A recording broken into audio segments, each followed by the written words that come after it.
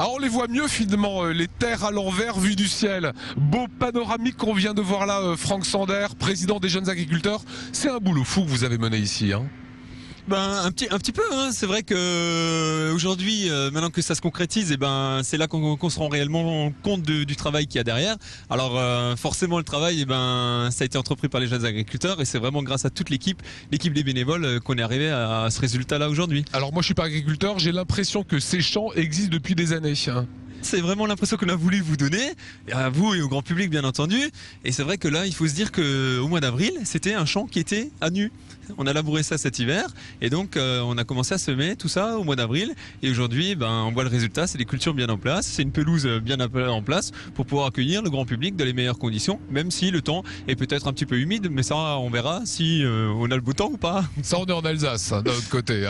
Comment s'est fait ce travail avec les jeunes agriculteurs bénévoles ?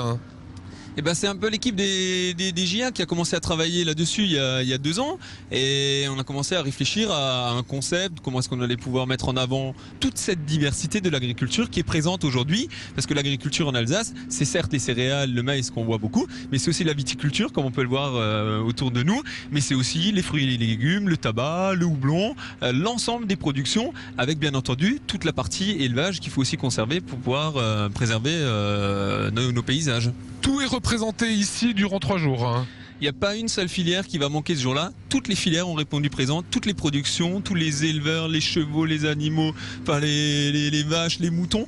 Tout le monde, toute l'agriculture sera là, du producteur jusqu'au consommateur. Par exemple, les bouchers seront présents pour faire déguster les choses. Il y a les boulangers qui seront aussi là aux côtés des céréales pour montrer que le blé... Toute la filière voilà. Ça part du blé jusqu'à la tranche de pain dans l'assiette. Exactement, voilà, c'est ça qu'on voulait montrer. Fils d'agriculteur, est-ce que vous sentez que le métier a changé ? Est-ce qu'on protège, on respecte plus la terre aujourd'hui qu'avant ?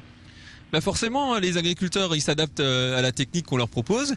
Et nous, agriculteurs, on pense qu'il faut encore mettre davantage de moyens dans la recherche, justement pour nous informer, pour nous dire ce qu'on doit faire. Il y a 20 ans, par exemple, on savait pas, tout simplement. Et plus on sait aujourd'hui, et plus on s'adapte. Je vois cette grande roue, c'est-à-dire que ça sera un petit peu festif aussi vendredi, samedi, dimanche. Bien entendu, puisque la première des choses, c'est de faire plaisir aussi aux enfants. Et on accueillera beaucoup de classes et près de 2000 enfants vendredi matin, vendredi durant toute la journée.